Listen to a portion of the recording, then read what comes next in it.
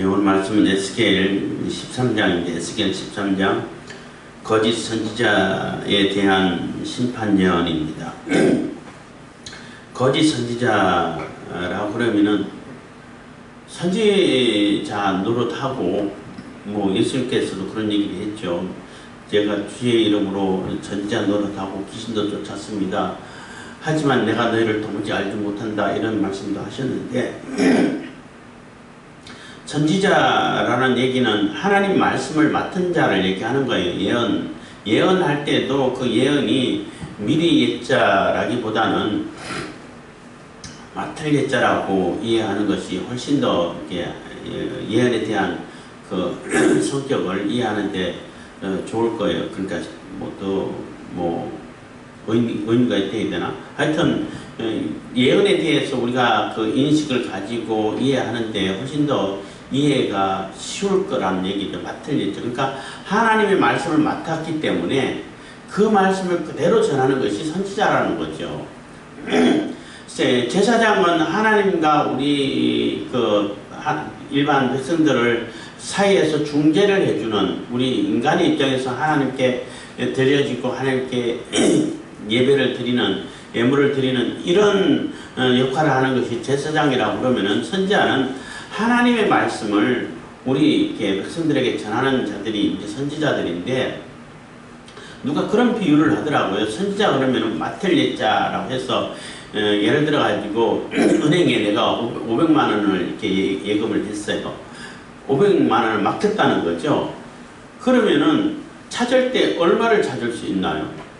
물론 조그만 이자 붙지만 일반 하면 이자 얼마 되지도 않지만 500만 원을 찾을 수 있다고. 500만 원을 맡겨놓고 내가 1억을 찾겠다 그러면은 그 사람은 정상적인 사람이 아니라는 거죠. 그래서 내가 500만 원을 맡겼으면 500만 원을 찾을 수 있는 것처럼 하나님 말씀 내게 주신 그 말씀을 그대로 하나님 말씀을 이렇게 전하는 것이 선지자인데, 거짓 선지자들은 하나님 말씀 전하는 것처럼 하면서 자기 얘기를 한다는 거예요. 하나님께서 전혀 보내시지도 않았는데 자기 얘기를 한다는 거예요. 얘기하니까 옛날 아재개 이기도 합니다만은 언제 들을 때마다 이제 재밌는 그런 개그가 있어요. 무슨 얘기냐 하면은 정신병에 있는데 정신병동에서 이제 한 세 사람이 어떤 한 사람이 막 돌아가면서 내가 모세다, 내가 엘리야다, 하나님께서 보내신 모세다 이러고 다니는 거예요. 그러니까 옆에 있는 애가 또 한 병자가 나는 하나님께서 보내신 예수다 하고 이렇게 다루는 거야. 그렇게 세 번째 정신병자가 뭐라고 얘기했는지 아세요? 야, 내가 언제 너희들을 보냈냐? 그랬다는 거예요. 그래 우스개 개그가 있습니다. 그것처럼 하나님께서 보내시지도 않았는데 하나님 말씀이라고 하나님의 이름을 걸고 얘기한다는 거예요. 그런 것이 에스겔 시대, 예레미야 시대 때만 있은 것이 아니라 요즘도 많이 보죠. 요즘도 사실은 교회에서 교회 간판 걸어놓고 십자가 걸어놓고 거기에서 무당 짓을 하는, 짓이라 해야 되나요? 죄송한데 무당과 같은 그런 일을 하는 경우들이 어렵지 않게 찾아볼 수 있어요. 그게 다 거짓 예언자들이라고 말할 수 있는 것입니다. 그거 하나님께서 심판하신다는 거죠. 자, 읽어가면서 하겠습니다. 13장 1절입니다.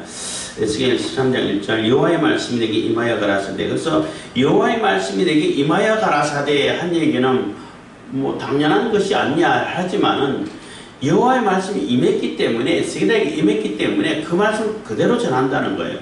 그러니까 에스겔은 하나님 말씀이 임하실 때만, 특히 지금 이 시점에서는 에스겔 말을 못하잖아.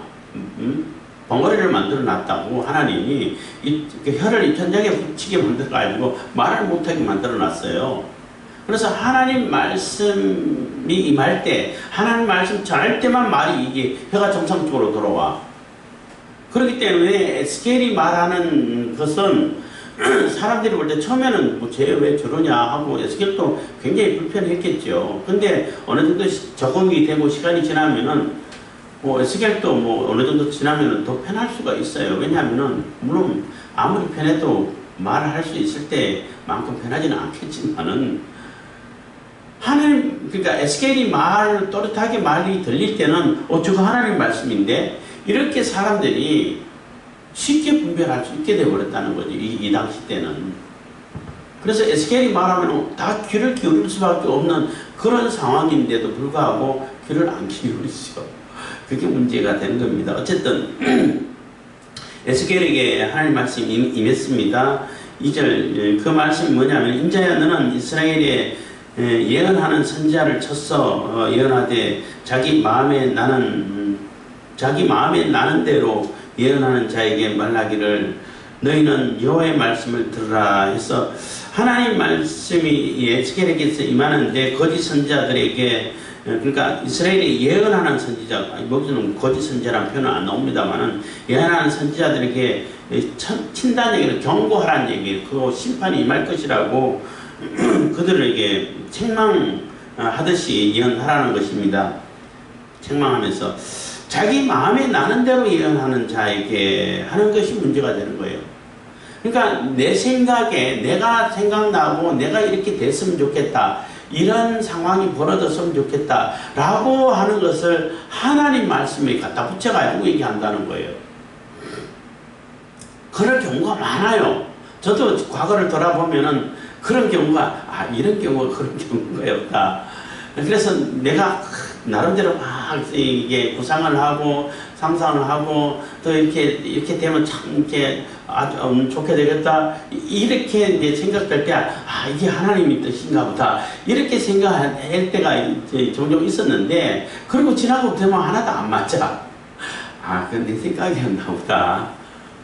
하나님 뜻이 아니었네. 물론 이제 속으로 내 혼자 이렇게 생각하고 이렇게 기대를 하고 있다가 끝났기 때문에 뭐 큰 피해를 준 거는 없지만은 이건 내 생각이었구나. 그래서 내가 원하고 내가 바라고 내가 그렇게 됐으면 좋겠다는 그것을 자꾸 하나님 뜻에 갖다 붙여가지고 하나님 이렇게 됐으면 좋겠습니다. 이렇게 되기를 바랍니다 하고 기도도 물론 하죠. 하지만은 그것이 곧 하나님 뜻이다라고 생각해버릴 경우들이 있는데 이제 거짓 선지자들은 저 같은 경우는 혼자 생각하고 기다렸다가 아니네 이러고 끝냈지만은 그것을 하나님 뜻이라고 계속 선포를 한다는 거예요. 근데 하나도 안 맞아. 뭐 어떤 그런 유튜버 있었잖아요. 뭐 하나님 뜻인데 이렇게 될 것이고 하나님 뜻이고 이렇게 될 거 하나님께서 말씀하시고 예언하셨는데 이렇게 될 거라고 쫙 해놨는데 하나도 안 맞았어.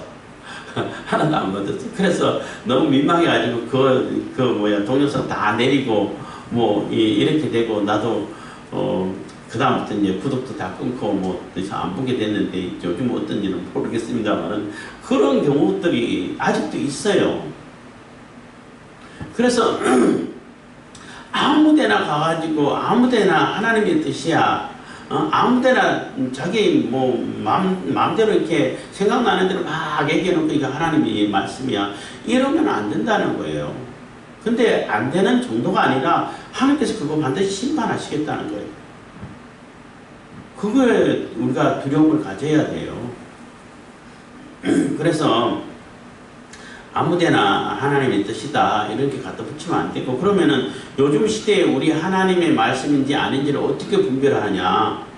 옛날에는 그래도 하나님께서 말씀을 직접 임하시고 에스겔 같은 경우 예레미야 같은 경우 임하시고 하나님께서 직접 말씀하셨기 때문에 그 말씀을 그대로 전하면 되는데 요즘은 그렇지 않잖아요. 물론 성령께서 감동 주실 때가 있어요. 주실 때도 성령께서 우리에게 감동을 주셔가지고 하나님의 뜻을 이루고 하는 성령의 역사를 나타내게끔 하실 때도 반드시 성경을 근거로 한다고. 성경을 이렇게 거역하지 않고 성경 근거 없이 하나님 이게 특별 계신데 그래서 우리가 하나님 말씀 뜻을 하나님 뜻을 분별하기가 오히려 옛날보다도 더 이렇게 용이할 수 있어요. 언제든지 분별할 수 있게 돼 있어요. 성경이 있기 때문에 성경을 벗어나지 않아요. 성경을 그대로 이루려고 하는 거죠. 그리고 하나님의 속성하고 위배되지 않아. 분명히 내게 감동 주는데 뭐 그런 예를 들더라고요. 막 저거 좋은 거 있는데 그거 훔쳐 가져가, 아무도 안 보게 할 거야, 이런 감동을 주면은 그거 성령께서 주는 감동이 아니에요. 하나님께서 계명에 도적질 하지 말라고 그랬잖아. 그런데 그걸 훔쳐다 아무도 안 보게 하고 들키지도 않게 해야겠다, 이런 약속을 주면은 그게 성령의 역사예요? 아니에요. 어떤 일을 해가지고 그 일이, 그 결과가 하나님께 영광이 되냐 안 되냐, 그것까지 다 생각해 봐야 되는 거예요. 그래서 이런 얘기할 때 뭐 자꾸 이게 조금 뭐 설명이 길어집니다만은, 뭐 언제 그런 경우가 있었잖아요. 어떤 사람이 성령께서 명령해서 했는데 어떤 유명한 그 사찰에 들어가 가지고 그 불상에게 다 낙서해놓고 뭐 그 오줌 싸놓고 막 뭐 불경을 다 이렇게 찍고 해놓고 이러고 나왔단 말이에요. 근데 그래가지고 CCTV를 다 찍혀가지고 잡혔어. 왜 그러냐? 그러니까 성령께서 하라고 해서 했다는 거예요. 그 사람들의 주장은 가나안 땅에 들어가면 우상을 다 척결하라고 명령한 그 명령을 실행한다라고 생각해가지고 따랐는데, 과연 그게 성령께서 하신 일일까? 그 일을 해서 하나님께 영광이 됐어요? 하나님을 욕되게 했잖아. 기독교인들은 미친놈들이야, 이런 소리 듣게 만들었어요. 성령의 역사가 아닙니다. 그럼 가나안 땅에 들어가지고 척결하라는 얘기는 뭐냐면은, 내가 내 그 영향권 안에 들어왔는 그 땅, 내 영역, 내 소유가 된 영역 안에서 다 척결하라는 얘기인 거예요. 그 사찰은 자기 소유가 아니잖아. 그러고 싶으면 그 사찰을 자기 소유로 만들어. 내가 사겠다, 얼마든지 사겠다, 팔지도 않겠지만 다 사가지고 이제 내가 완전히 그것을 장악하고 내가 내 마음대로 그것을 뭐 어떻게 운영할 수 있는 그런 권리가 생겼어. 그때는 부셔도 아무도 누가 뭐라 하지 않아요. 예를 들어 우리가 이 예배당에 이제 뭐 이렇게 세를 얻어서 권리를 얻어가지고 이렇게 운영하고 있는데, 뭐 종교의 자유가 있는 게 아니야? 여기서 나도 요 불상도 세워놓고 뭐 여기 뭐 이슬람 기도처도 만들어 놓고 또 남녀 호른 갱도 해가지고 하고 뭐 저 종교의 자유가 있는데 여기서 하면 괜찮게 여기 하는데 뭐 누가 말리겠어 하고 하면은 안 되지요. 내가 권리를 갖고 있고 내가 이렇게 쓰기로 이렇게 권리를 얻었는데 다 쫓아낼 수 있어요. 안 쫓아나가면은 신고해가지고 침입했다, 무단 침입이다 해갖고 고발하게 되면은 그들을 법적인 처벌 돼요. 왜냐하면 이건 내 권리거든. 내가 관할할 수 있는 그 권리를 얻었거든. 여기서는 아무나 들어오면 안 돼. 여기에 그래서 그런 우상 같은 뭐 부적이 붙어 있고 하면은 다 뜯어내가지고 불태워버리고 쫓아내도 다 이게 훼손해도 아무도 뭐라 안 그래. 당연한 거예요, 그거는. 그런데 내가 권리를 얻지도 않은, 내가 점령하지도 않은 거기 나무 자체를 가가지고 그렇게 하게 되면은 그걸 벌 받아요. 그런 분별력도 성령께서 분별하지 못하실까? 어리석음이라는 겁니다. 그래서 자기 마음에 나는 대로 예언하는 자에게라는 것이 너무나 이게 사람들이 조심해야 돼. 특히 예언의 은사를 받았다는 사람들이 너무나 많이 저지르는 그런 오류더라고요. 대부분 그런 분들 보면은 자기 생각이 자기 마음에 딱 생각나면 그게 하나님 뜻이야. 하나님께 주신 말씀이야. 얘기하고 나중에 하나도 안 맞아. 그런 경우들이 너무나 흔해요. 그래서 예언하는 사람, 특히 예언의 은사 받았다는 사람들은 정말 조심해야 되고, 내가 어떤 메시지를 받았어, 어떤 감동을 받았어, 그러면 그거 전할 때 이게 성경에 근거가 있는지, 하나님의 속성에 위배가 되지 않고 맞는 것인지, 이것을 통해 가지고 하나님의 사랑을 이루고 하나님의 영광을 나타내는 것인지 검증을 해봐야 돼요. 살펴봐야 돼요. 그런 거 하라고 이제 하나님께서 특별히 말씀 주셨잖아. 근데 그런 거 하지 않고 내 생각나는 대로 내 마음에 딱 생각나면은 뭐 생각 못하다 갑자기 생각나면 이게 하나님 말씀인가 보다 막 이렇게 떠들어 버리면은 하나님을 욕되게 하게 되는 거예요. 근데 그러한 자들을 하나님께서 에이 그러면 안 돼 이러고 마는 것이 아니라 심판하겠다는 거예요. 거기에 두려움을 가져야 돼요. 그래서 아무데나 뭐 논쟁할 때도 마찬가지인데 막 이렇게 얘기하다가 에야 그건 하나님 뜻이야 이렇게 얘기하는 경우들을 봤는데 그게 왜 하나님 뜻이에요? 자기들이 이제 막 하다 논리적으로 이렇게 딸리니까 논리적으로 이렇게 부족하고 논리적으로 이렇게 증명을 하지 못하게 하고 하기에 부족하다 보니까 그 하나님 뜻이야 그래. 그게 왜 하나님 뜻이에요? 그렇게 아무데나 하나님 뜻을 갖다 붙이면 안 돼요. 그 이슬람 사람들이 그 인샬라 알라의 뜻이다 하는 것처럼 그렇게 사용하면 안 돼요. 그래서 내 마음에 나는 대로 예언하면 안 된다면 하나님께 주신 말씀을 전하는 것입니다. 그래서 설교할 때도 제가 이제 강해 설교로 바꾼 이유 중에 하나가 그런 얘기예요. 몇 절을 읽고 막 내가 설교자의 어떤 교훈을 설교자의 어떤 사상을 전하는 것은 이거는 합당치 않다라는 생각을 가졌었어요. 그래서 성경에서 무엇을 얘기하고 있는지, 성경에서는 무엇을 전하려고 하고 있는지, 하고자 하는 얘기가 뭔지, 그런 관점에서, 그리고 무슨 얘기를 지금 해가고 있는지, 그런 관점에서 이렇게 강의 설교를 하게 됐는데, 어떤 말씀이 생각나고 깨우쳐지고 하면은 그것이 하나님 말씀에 합당한 건지를 검증할 필요가 있어요. 그러고 나서 조심스럽게, 그래서 저는 좀 지혜가 또 오르고 방법이 생겨도 이거 하나님 말씀이야 하고 이제 권면하지는 않아요. 혹 내가 잘못 전할 수도 있으니까. 그렇지만 이게 좋을 것 같다, 이렇게 하는 것이 나을 것 같다, 이렇게 권면을 하고 하는데 문제는 사람들이 안 들어. 그렇게 얘기하면은 안 돼. 이거 하나님 말씀이 하고 주면은 막 벌벌 떨면서 이렇게 막 하는데 그게 하나님 말씀인지 아닌지 내가 잘못 생각했을 수도 있잖아요. 그런 가능성이 있기 때문에 저는 그런 하나님 말씀이다 라고 얘기를 하고 권면하지 않아. 그냥 이렇게 하면 좋을 것 같다, 이렇게 하면 오히려 더 합당할 것 같다, 이렇게 권면하죠. 근데 문제는 안 들어. 그리고 안 들어서 뭐 안 해도 될 고생을 하는 그런 경우들이 여러 번 보고 있었습니다만, 봤습니다만은 어쨌든 간에 자기 마음대로 이렇게 막 하나님 말씀이라고 이렇게 전하는 것은 굉장히 위험하고 하나님께서 반드시 심판하시겠다는 겁니다.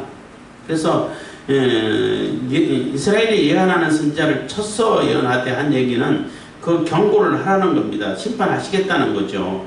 자기 마음에서 나는 대로 예언하는 자에게 말을 하기를 너희는 여호와의 말씀을 들으라.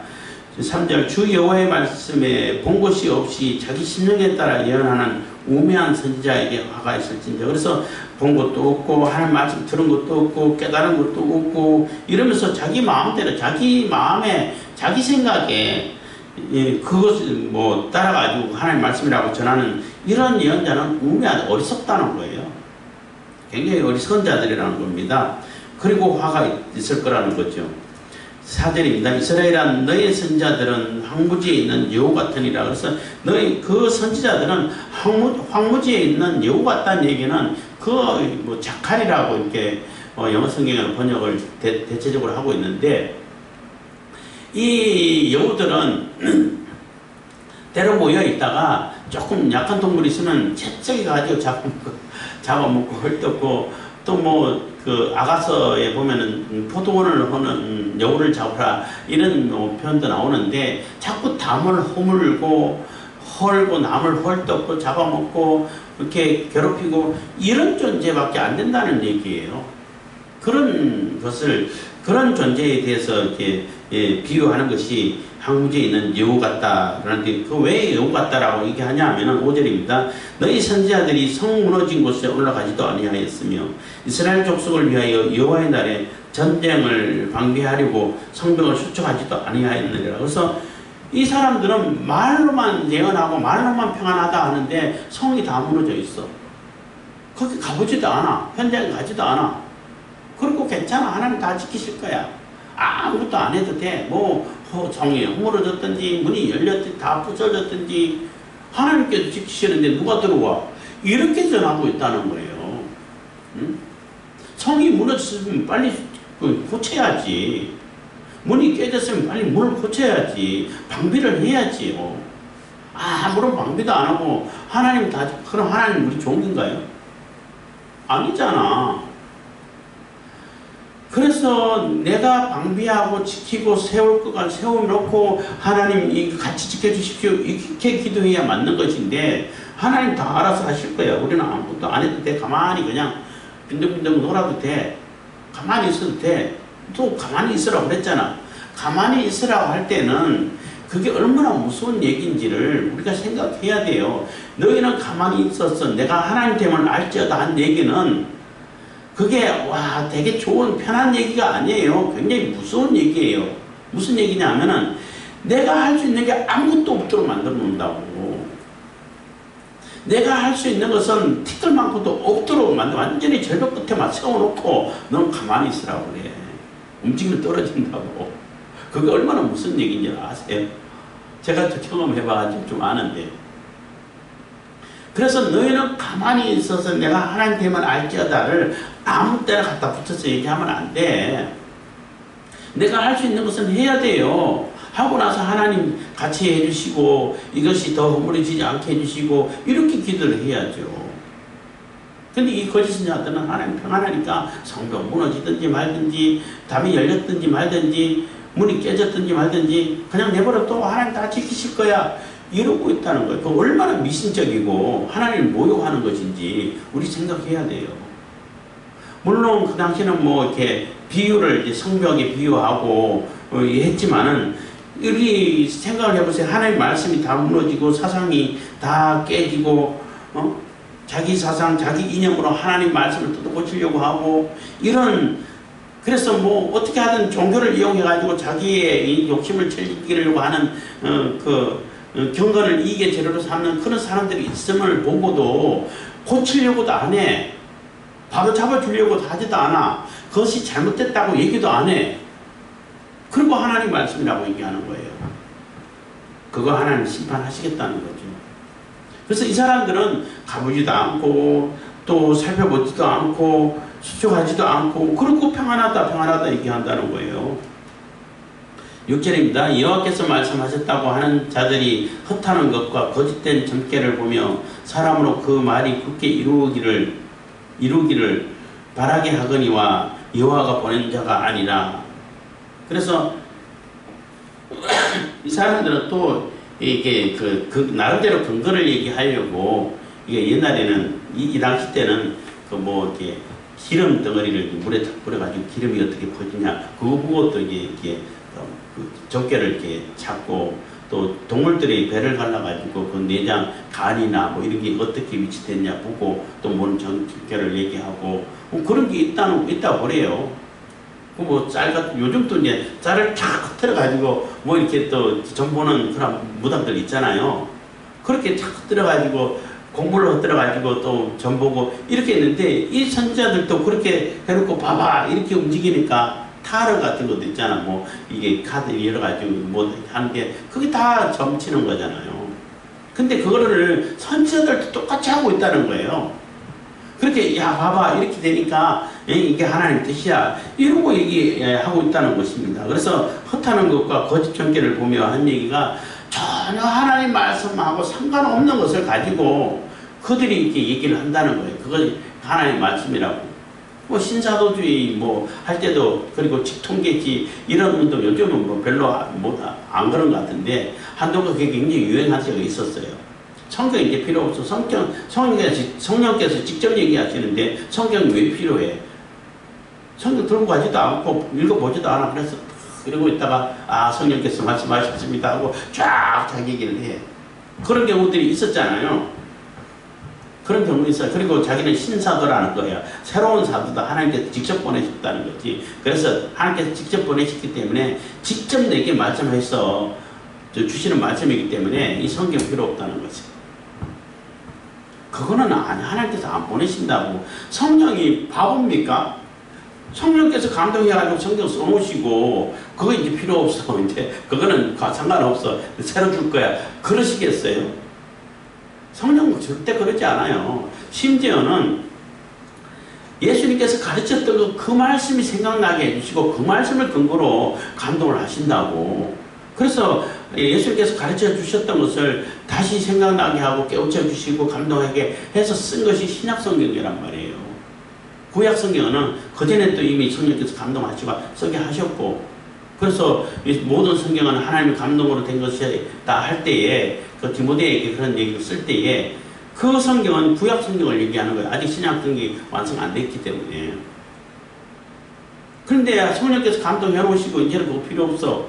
이러실 성령이 아니에요. 그리고 심지어는 성령께서는 우리 사람들에게도 제한을 받아 문을 두드리고 계시는데 안 열어주면 안 들어가셔요. 그만큼 우리 인간들을, 우리 자들을 존중해주고 있다는 거예요. 그거는 같은 인격체로 존중, 그렇다고 우리가 하나님 될 수는 없잖아요. 그렇지만 성령이 하나님이신데도 불구하고 우리를 그만큼 존중해 주시고 우리를 기다려 주시고 우리가 스스로 하나님을 찾을 수 있도록 기회를 주고 계신다는 거예요. 응? 강제로 하질 않아요. 물론 강권한다는 표현도 있어요. 강하게 권면한다는 것이지 강제로 하기 싫고 억지로 끌고 가가지고 막 죽이듯이 그렇게 하지 않아요. 권면은 하시죠. 그런데 강하게 권면하시는데도 불구하고 거부하면은 하나님께서는 더 이상 관여를 안 하셔요. 버리시지. 그냥 내버려 둬버리죠. 내버려 두는 것 자체가 심판인 거예요. 굉장히 무서운 겁니다. 그렇기 때문에 그런 거 자꾸 정죄를 보고, 이게 정죄 보는 게 특별한 사람 보는 게 아니라 많이 봐요. 저도 어렸을 때 그 두 갈래 길이 나오면 어디로 가야 될지 모르면은 이게 손바닥에 침 뱉어가지고 탁 쳐가지고 일로 튀네, 일로 가봐야겠다, 이렇게 놀던 때도 있었어요. 그게 이제 사람들이 거의 생활화되고 습관화되는 되다 보니까 그런 경우들이 있는데 그것도 다 점치는 거예요. 그것도. 그런 게 선지자라고 하면서 하나님 말씀을 전한다고 하면서 그런 식으로 전하면 안 되죠. 그거 그냥 우리가 웃고 넘어갈 일이 아니라 하나님께서 심판하신다는 겁니다. 시간이 많이 가는데 7절, 너희가 말하기는 여호와의 말씀이라 하여도 내가 말하는 것이 아닌저 어찌 허탄한 묵시를 보며 거짓된 절개를 말하는 것이 아니냐. 그거 다 허탄한 것이고 그 점치는 것이고 다 무당짓 하는 것이라는 겁니다. 8절, 그러므로 나 주 여호와가 또 말하노라. 너희가 허탄한 것을 말하며 거짓된 것을 보았은즉 내가 너희를 치리라. 나 주 여호와의 말입니다. 그래서 네가 그런 짓을 했지. 하나님을 욕되게 한 거예요. 하나님을 모욕한 거예요. 하나님이 아닌 것을 하나님이라고 잘못 가르친 거예요. 이거 굉장히 책임이 크다는 것입니다. 그래서 반드시 너희를 친다는 얘기는 너희를 심판하겠다는 거예요. 나 주 여호와의 말이라. 그러니까 나 주 여호와의 말이라는 얘기는 절대 변함이 없고 절대 이게 흩은 소리가 아니라는 얘기인 거예요. 반드시 이루실 얘기라는 겁니다. 9절입니다. 그 선자들이 허탄한 묵시를 보며 거짓 것을 점쳤으니 내 손이 그들을 쳤어 내 백성이 공에 들어오지 못하게 하며 이스라엘 족속의 호적에도 기록되지 못하게 하며 이스라엘 땅에도 들어가지 못하게 하리니 너희가 나를 여호와인 줄 알리라. 완전히 버리시겠다는 거예요. 너는 내 아들이 아니야. 너희는 이스라엘의 백성이 아니야. 너희들은 천국 백성 아니야. 너희들은 하나님 자녀가 아니야. 버릴 거야. 다 쫓아내고 버리겠다는 거예요. 하나님하고 상관없는 그러한 자들로 만들어 놓고 지옥불에 던져서 거기서 하나님 말씀이 진짜구나, 내가 잘못 얘기했구나, 거기서 깨닫겠죠. 그래서 그렇게 거짓 예언을 하고 거짓 선지자 노릇하는, 그러니까 내가 주의 이름으로 선지자 노릇하고 귀신을 쫓았습니다 라고 얘기하더라도 하나님 말씀을 따라 하지 않으면 다 불법을 행하는 자들이 되는 거예요. 그런 자들은 하나님께서는 절대 모르신다고 하고 쫓아낸다는 거예요. 아무도 하나님 나라에 들어올 수 없도록 만든다는 겁니다.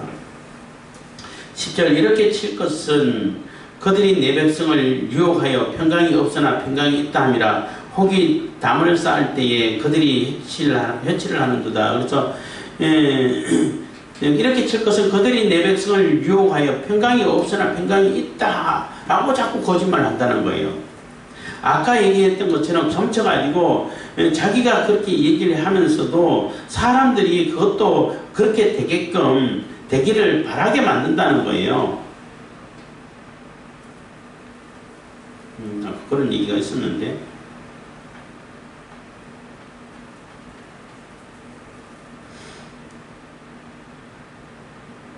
그러니까 6절 보면 여호와께서 말씀하셨다고 하는 자들이 허탄한 것과 거짓된 정죄를 보며 사람으로 그 말이 굳게 이루기를 바라게 하거니와. 그래서 사람들도 다른 사람도 그런 얘기를 좋아한다는 거예요. 귀에 듣고 싶어하는 얘기를 얘기하고 또 보고 싶은 것을 보게끔 만들어주는 거죠. 그러니까 사람들이 지지가 높고 뭐 요즘 말로 하면 유튜브 하는 사람들은 뭐 후원이 엄청 많이 들어오죠. 그렇지만 하는 말씀 아니라는 거예요. 여기도 마찬가지로 내 백성을 유혹해서 자꾸 우리는 뭐 어쨌든 평화를 원하잖아요. 평강이 있기를 바라고 내가 하는 일에 아무런 해가 끼쳐지지 않기를 바라고 내가 하는 일에 그냥 뭐 그 제동이 걸리지 않기를 바라죠. 지금 내가 하고 있는 상황이 어떤 거는 상관하지 않아. 그 일이 옳은 일인지 하나님 뜻을 이루는 일인지 하나님께서 기뻐하시는 일인지 그거 상관없어. 이건 무조건 내가 하면 다 하나님께서 기뻐하실 거야. 내가 하면 다 로맨스야. 남이 하니까 불륜이지. 내로남불 이게 국제적인 용어가 돼버렸는데 하여튼 우습게 돼버렸는데 그러고 있다는 거예요. 그렇지만은 그 다 하나님께서 심판하시겠다는 것입니다. 그래서 평강이 없는데도 분명히 하나님께서는 너희들이 그러한 상태로 그대로 머물러 있으면은 반드시 심판한다. 회개하고 돌아오지 않으면은 심판한다고 수없이 메시지를 전하는데도 불구하고 괜찮아 하나님께서 심판 안 해. 하나님이 지으신 창조물을 하나님께서 절대 심판하지 않으실 거야. 이러고 있다는 겁니다. 그리고 이제 이렇게 평강이 있다는 함이라 혹이 담을 쌓을 때 그래서 담을 쌓고 있는데 그 나름대로 자기들이 담을 쌓았는데 이게 너무나 허술하게 부실공사를 하고 있는 거예요. 금이 쭉쭉쭉 가고 이 철근 너희들은 철근 하나도 안 넣고 철근 대신에 플라스틱 그 파이프를 꽂아놓고 어떤 나무 쪼가리를 꽂아놓고 그거 철근이라고 철근 다 빼먹고 그러고 짓고 있는 거예요. 담을 쌓고 있어요. 그러니까 담이 쩍쩍 갈라지고 그냥 툭 건드려도 넘어질 것 같은 그런 담을 쌓고 있다는 거죠. 그래서 사람들이 여기 금 갔는데 이러면 넘어질 텐데 이렇게 얘기하니까 그래? 그러면 안 되지 하고 거기 보강을 하는 게 아니라 페인트칠을 하고 있어. 회칠을 하고 있어요. 페인트칠 해가지고 금 가는 거 다 가려버렸어. 그봐 괜찮지? 절대 안 무너질 거야. 이렇게 어리석고 우스운 짓을 하고 있다는 겁니다.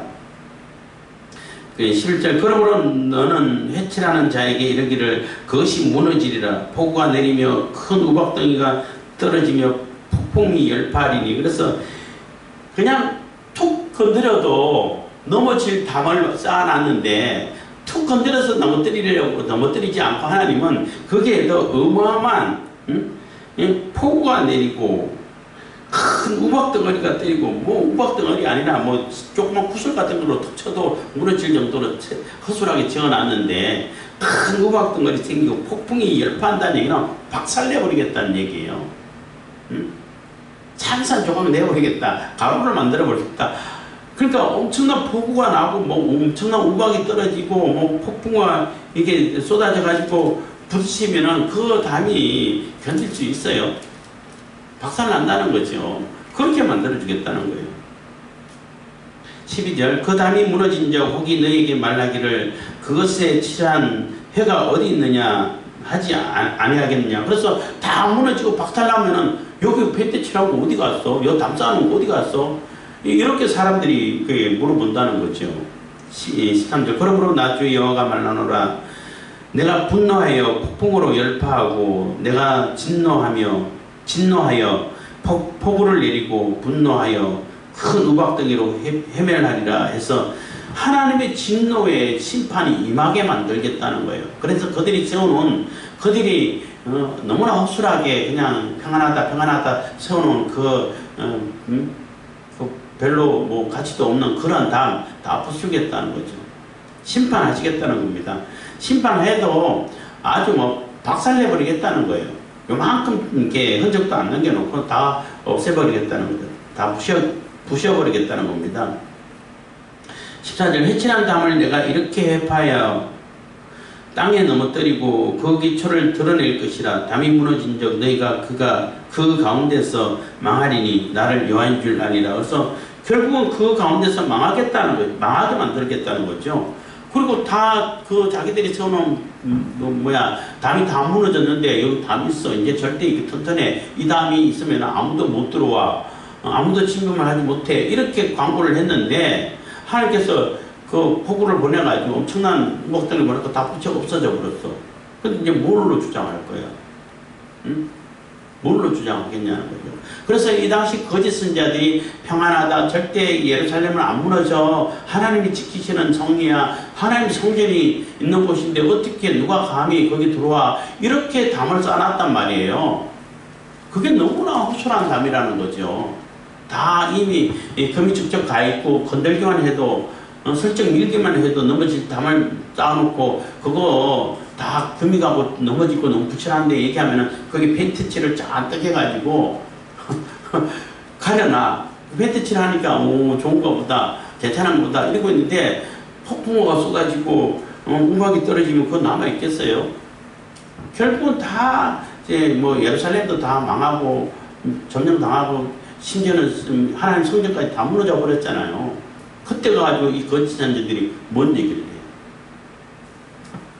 그 얘기를 하고 있는 것입니다. 요즘도 마찬가지예요. 그래서 하나님 말씀도 아닌데 막 선동질 해가지고 선동질 잘하는 분들이 줄고 그런 모습을 많이 봐요. 나중에 가서 어떻게 얘기할 거예요? 얘기할 것도 없죠. 결국은 얘기할 것이 없을 뿐만 아니라 그것을 하나님께서 심판하시겠다는 거예요. 거기에 대해서 우리가 두려움을 가져야 돼요. 하나님께서 그런 자들 심판 안 하실 것 같아요. 반드시 심판하신다고 말씀하고 있는 것입니다. 14절 회칠한 담을 내가 이렇게 파여 땅에 넘어뜨리고 그 기초를 드러낼 것이라. 담이 무너진 적 너희가 그 가운데에서 망하리니 나를 여호와인 줄 알리라. 그래서 그것이 이루어지는 것을 보면 하나님이 하나님 되심을 그때서야 이제 깨닫게 된다는 거죠. 뭐 깨달아도 늦은 깨달음이라고 볼 수도 있는 겁니다. 이미 지옥 가가지고 지옥 가서 깨달으면 아무 소용 없어요. 그렇잖아요. 지옥불에 던져지고 심판 당한 다음에 그때서야 하나님이 하나님이시구나 깨달아도 그냥 소용 없는 것입니다. 그래서 이게 우리가 살아있을 때 회개의 기회가 있을 때 깨닫고 돌아오는 것이 그게 복인 거예요. 15절 이와같이 내가 내 노를 담과 해칠한 자에게 다 이루고 또 너희에게 말하기를 담도 없어지고 칠한 자도 없어졌다 하리니. 그래서 담을 그렇게 담 쌓아놓는 그런 거짓 선자들, 또 그것을 또 이렇게 회칠해가지고 페인트칠해가지고 가려주는 그런 세력들 다 심판하겠다는 겁니다. 16절 이들은 예루살렘에 대하여 예언하여 평강이 없으나 평강의 묵시를 본다 하는 이스라엘의 선지자들이니라. 나 주 여호와의 말이니라 하셨다 하라. 그래서 이들은 예루살렘에 대해서 예언할 때 평강이 분명히 없고 하나님께 심판하신다고 수없이 얘기하는데 예레미야가 나가서 그래서 그 멍에를 만들어 가지고 지어듣고 너희들 바벨론의 멍에를 줘라. 그게 하나님의 심판이기 때문에 그 정도의 하나님께서 심판하실 때 그 심판을 받아들인다는 얘기는 하나님을 인정한다는 얘기잖아요. 하나님을 따르겠다는 얘기인가 되는 거예요. 하나님 주시는 심판도 받아들이겠다는 얘기 되잖아요. 그러면 살 거야 했더니 하나냐가 와가지고 그걸 뺏겨가지고 도끼로 다 깨서 뭐 도끼를 깼는지 뭘로 깼는지 모르겠지만 다 부숴버리고 이거 없을 거라고. 2년 안에 다 들어올 거라. 잡혀간 포로들도 다 들어오고 다 회복될 거라고. 이렇게 자신만만하게 예언했어요. 그러니까 예레미야도 그래 그랬으면 좋겠어. 나도 그렇게 되기를 바라겠어. 일단은 뭐 물러섰어요. 나도 그렇게 됐으면 좋겠다는 거예요. 근데 하나님은 그렇지 않다는 거지. 그래가지고 돌아왔는데 하나님 말씀이 예레미야에게 임해가지고 너 쇠로 번개를 다시 만들어가지고 걸고 가. 그리고 하나님 걔는 죽을 거야. 그래서 몇 달 안 돼가 죽어버렸어요. 그러면은 그런 것을 보고 이제 쇠로 만든 멍에이기 때문에 절대 못 부수죠. 더 혹독한 그런 멍에를 칠 수밖에 없게 된다는 얘기가 되는 거예요. 그래서 나무로 만든 멍에를 지기만 해도 공만 하면 될 텐데 그거 싫다고 벗어가지고 부숴버리니까 쇠로 만든 멍에를 갖다 지워버린다는 얘기예요. 그러니까 하나님께서 심판하실 때는 그게 내가 최소한의 피해가 될 수 있으니까 일단 받아들이면은 거기서 거치면은 얼마나 좋겠어요. 그 정도는 받아들여야지. 내가 한 짓이 있는데, 내가 잘못한 것이 있는데, 그러면은 그걸로 끝나는데 그거 싫다고 다 부셔가지고 온 사방 돌아다니고 그 경찰 다람해가지고 운전질 해가지고 근데 하게 되면은 그 죄는 어떻게 감당을 해요? 철멍에를 매는 거예요. 그 얘기를 하는 겁니다. 그래서 평강이 없으나 평강의 묵시를 본다 하니 자기가 묵시를 봤다는 거죠. 저기 헛것을 본 거겠죠. 하나님 말씀하고 상관없는 것을 보고 얘기하는 거예요. 이스라엘의 선지자들이니라 나 주 여호와의 말이니라 하셨다 하라. 17절부터는 또 여성 예언자들 얘기하고 있는 거예요. 너 인자야 너희 백성 중 자기 마음에서 나는 대로 예언하는 부녀들을 대면하여 쳐서 예언하여, 여기도 똑같이 쳐서 예언하라는 얘기는 경고하라는 얘기인데 하나님께서 심판하시겠다는 거예요. 이 여인들이 어떻게 예언했냐면은 28절 이러기를 주 여호와의 말씀에 사람의 영혼을 사냥하고자 하여 방석이라기보다는 방석이라고 해야 되나? 모든 발톱에 껴매고 수건을 키가 큰 자나 작은 자 머리를 위하여 만드는 부녀들에게 화했을진저 너희가 어찌하여 내 백성의 영혼을 사냥하면서 자기를 위하여 영혼을 살리려 하느냐. 그래서 완전히 무당이 하는 것하고 거의 똑같은 짓을 하고 있다는 거예요. 뭐 여기 방석 얘기하는데 뭐 방석을 얘기하기도 하지만은 부적을 얘기하는 거예요. 이렇게 손에 이렇게 다람에가 부적을 주렁주렁 달아가지고 이렇게 사람들이 보여주는데 그거 다 무당들이 하는 짓이잖아요. 그 방송은 이렇게 여기 부적이고 또 수건 이렇게 너울 같은 걸 만들어 가지고 사람들에게 탁 이렇게 씌워주면서 이렇게 절대 하나님이 보호하시고 이거 쓰고 있으면 절대 안전하고 뭐 이렇게 그러니까 부적이라든지 뭐 이런 걸 가지고 갖다 붙이면서 완전 무당하고 똑같은 행동을 하는 거죠. 그래서 안전하고 뭐 이렇게 복이 있을 것이고 이제는 다 너희들 내 말만 들어야 돼. 넌 절대 다른 말을 들으면 안 돼. 나한테 절대 복종해야 돼. 이렇게 해가지고 완전히 자기의 소유로 만들어버린다는 얘기예요. 그래서 내 백성의 영혼을 사냥한다는 얘기는 하나님을 떠나서 자기를 섬기도록 만들고 자기가 하나님 되도록 하나님 대접받도록 이렇게 만들어갖고 자기 혼자 이렇게 살려고 하는 그런 모습들 많이 보죠. 무당에게 많이 보죠. 그래서 무당에 속아가지고 가산을 탕진하고 또 그들을 무당을 위해 가지고 무료 봉사를 엄청 하게 해줘도 대가 하나도 못 받고 이런 경우들이 많이 있잖아요. 너 내 말 안 들으면 너 과를 당할 거야. 가서 뭐 이렇게 협박해 가지고 끌려다니는 사람들이 종종 보잖아요. 근데 똑같이 하나님 여호와 하나님 이름을 걸어놓고 요즘만 하면 교회 이름 걸어놓고 교회 간판 걸어놓고 십자가 걸어놓고 똑같이 그런 짓을 하고 있다는 겁니다. 19절 너희가 두홍금 보리와 두 조각 떡을 위하여 나를 내 백성 가운데서 욕되게 하여 거짓말을 고지 듣는 내 백성에게 너희가 거짓말을 지어서 죽지 아니할 영혼을 죽이고 살지 못할 영혼을 살리는도다. 이 얘기는 두홍금 보리와 두어 조각 떡을 위하여 그래서 조그만 이게 복채죠 복채. 그거를 얻기 위해 가지고 가장 거짓말을 다 하고 뭐 또 이렇게 해석하는 자들도 있더라고요. 그게 예를 들어 보리나 콩이나 이렇게 갖고 오면 그걸 가지고 또 어떻게 정계를 얘기해 가지고 또 정계를 얘기해 주고 자기들이 그것을 걷고 그래서 어쨌든 그런 수입을 얻기 위해 가지고 이거는 이거는 문제가 크기 때문에 몇 천만 원짜리 굿을 해야 돼. 요거는 뭐 몇백만 원 굿이면 돼. 몇 천만 원짜리 이게 부적을 붙여야 돼. 이런 거하고 똑같은 짓을 하고 있는 거죠. 그래서 거짓말을 고지 듣는 내 백성에게, 그래서 그렇게 거짓말하고 막 얘기하는데 그 말이 진짜인 것처럼 듣는다는 거예요. 백성들이 어리석었어. 그래서 요한계시록에 나오는 이스라엘이 있다, 얘기하는 그 얘기도 같은 얘기인데, 그래서 하나님의 이름을 들먹거리면서 완전히 사람들의 영혼을 자기의 소유물로 만들어 본다는 거예요. 그게 영혼을 사냥하는 것이죠. 그래서 진짜 그들이 하나님 말씀으로 살아나야 영혼들을 다 죽이고, 하나님께서 살아서는 안 되고 심판받을 영혼들은 이 사람들은 괜찮다, 하나님께서 기뻐하실 거야, 하나님께서 선택하신 자야, 이렇게 해가지고 자기들을 마음대로 살린다고 해요. 살지도 못하겠지만은 살 수가 있겠어요. 그래서 그 사람들은 영적으로 좋은 사람이고 합당한 자고 하나님의 특별한 선택을 받은 자들이고 이렇게 좋게 세워준다는 거예요.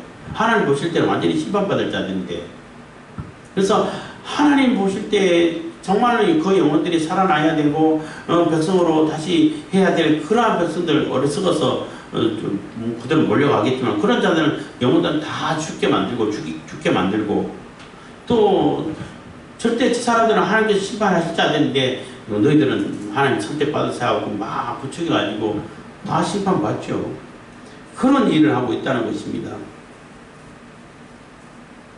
그렇기 때문에 하나님께서는 20절 그러므로 나 주 여호와가 말하노라 너희가 새를 찬양하듯이 영혼들을 찬양하는 그 방석을 내가 너희 팔에서 떼어버리고 너희가 새처럼 찬양한 그 영혼들을 놓으며, 그래서 너희들에게 그 부적 붙여가지고 덕대기 붙여놓은 부적 그 너울 씌워놓은 거 다 떼어버리겠다는 거예요. 하나님께서 그거 다 무효화시켜버리고 그런 거 다 없애버리고 그 죽어가는 영혼들을 다시 살릴 수 있는 한 길을 하나님께서 여시겠다는 거예요.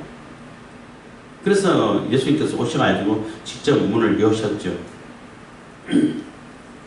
그래서 그 거짓 선지자들, 거짓 예언자들에게 속지 않도록 다시 다 말씀 주시고 깨우치시고 그들의 영혼들을 다 놓고 해방시켜 줄 수 있도록 하나님께서는 길을 열어주시겠다는 것이 말씀을 주시겠다는 겁니다. 21절 또 너희 수건을 찢고 내 백성을 너희 손에서 건지고 다시는 너희 손에서 사냥물이 되지 않게 하리니 너희가 나를 여호와인 줄 아리라. 그래서 다시는 그 사람들에게 거짓 선지자들이 속지 않게 해주겠다 라고 얘기를 해주면서 하나님께서 예수님을 보내주시고 우리에게 하나님 말씀을 주셨잖아. 율법을 주셨잖아. 이 율법을 주셨기 때문에 이 하나님 말씀이 있고 성경 말씀이 있기 때문에 우리가 그 사람들을 분별할 수 있게 됐어요. 에스겔이라든지 예레미야 때도 그래도 그때는 율법도 있었지만은 그래도 하나님 말씀 완성이 안 됐기 때문에 그때라도 사실은 하나님 율법을 제대로 잘 읽고 이해를 했으면은 안 속아요. 근데 안 읽으니까 그때는 책도 별로 없고 읽을 수 있는 사람들 능력도 별로 없고 제대로 안 가르쳐주고 안 읽어주니까 못했겠지만은 지금 누구든지 다 성경 다 읽을 수 있잖아. 성경 없는 사람들이 별로 없을 정도로 성경이 많이 퍼져 있잖아요. 그렇기 때문에 이제는 그런 거짓 선지자들이 날뛰지 못하게 하나님께서 이미 말씀을 주신 거예요. 그래서 말씀을 근거로 말씀을 비춰봐서 우리가 분별할 수 있어요. 이건 다시는 하지 못하게 한다는 얘기는 심판하시겠다는 말씀이기도 하고 이렇게 성경 특별 계시를 주셔가지고 분별할 수 있게 해주시겠다는 겁니다. 그래서 너희가 나를 여호와인 줄 알리라. 22절 내가 슬프게 하지 아니한 의인의 마음을 너희가 거짓말로 근심하게 하며 너희가 또 악인의 손을 굳게 하여 그 악한 길에서 돌이켜 떠나 삶을 얻지 못하게 하였습니다. 그래서 이 거짓 선지자들은 정말로 하나님 말씀을 제대로 따르는 자들, 하나님 말씀을 듣고 따르려고 하는 자들은 너무나 이렇게 마음을 아프게 만든다는 거예요. 저거 아닌데 분명히 하나님께서 그렇게 얘기 안 하셨는데 그리고 자꾸 자꾸 이게 선동질하고 왜곡하고 이렇게 만든다는 거죠. 그리고 정말로 회개하고 돌이켜서 하나님의 말씀을 들어와야 할 자들에게는 오히려 하나님 말씀 못 듣게 만들어가지고 그 기회조차도 박탈시켜버리게 만든다는 거예요. 굉장히 큰 죄죠. 하나님의 심판을 받을 수밖에 없는 그런 이유가 되는 겁니다. 23절 너희가 다시는 허탄한 묵시를 보지 못하고 전복도 못할지라 내가 내 백성을 너희 손에서 건져내리니 너희가 나를 여호와인 줄 아니라. 그래서 너희들 다 심판해가지고 다시는 이제 미혹하지 못할 것이라는 얘기는 완전한 심판을 하시겠다는 거예요. 최종 그 지옥 형벌에 집어 던져넣겠다는 거예요. 그러면 다시 뭐 미혹 못하죠. 그리고 하나님 백성은 하나님께서 직접 건져내시겠다. 그래서 과연 하나님이시구나, 하나님께서 모든 일을 하시는구나, 이렇게 알 수 있게 된다는 겁니다. 그래서 우리가 하나님 말씀을 다루고 하나님 말씀을 맡은 자들이 메시지를 전하고 말씀을 전할 때에 이게 두려움을 가져야 돼요. 이게 진짜 하나님께서 기뻐하실 말씀인가, 하나님께서 주신 말씀인가, 이것을 꼭 전해야 할 말씀 맞나? 내 얘기를, 내 생각, 내 사상, 내 이념을 전하는 것이 하나님 말씀을 빙자해서 전하는 게 아닐까. 이거 고민을 해야 돼요. 대부분 제가 요즘은 그런 설교 그렇게 많이 안 들어봐서 잘 모릅니다만은 주로 강의 설교를 이렇게 찾아보고 하다 보니까 잘 못 듣습니다만은 성경 몇 구절 읽어놓고 그거하고 상관없는 자기 얘기를 하는 그런 경우들이 많았잖아요. 그렇게 전하면은 뭘 들어? 모이기를 힘쓰라 했는데 모이기를 힘써서 힘쓸 것까지 좋은데 모여가지고 뭘 해? 애들 고3 애들 학원 못 가게 예배도 안 드리고 학원 간다고 야단 쳐가지고 성경 공부하고 그 만들었는데 아무것도 배울 수 있는 게 없어. 하나님 말씀 제대로 전하지도 않아. 자기 얘기를 하고 있어. 그러면은 그 시간이 아깝지 않냐는 거예요. 응? 그렇다고 해서 학원 가라는 얘기는 아니고 정말 제대로 된 말씀을 전하고 제대로 하나님 말씀이 무엇인지를 전달해줘야 그 말씀을 근거로 우리가 생명의 그릇을 할 수 있고 하나님 뜻을 깨달을 수 있는데 오히려 하나님 말씀이라고 얘기를 해가지고 하나님의 말씀을 듣지 못하게 다 눈을 가려버리고 귀를 가려버린다는 얘기예요. 그러면은 그 사람들을 하나님께서 심판 안 하시겠어요? 더 심각하게 심판하시겠죠. 자기 혼자 잘못된 것이 아니라 다른 사람들도 다 못되게 만들었는데. 그래서 하나님 말씀 전하실 때에 두려움을 가져야 돼요. 기도하겠습니다. 사랑해 주님 감사합니다.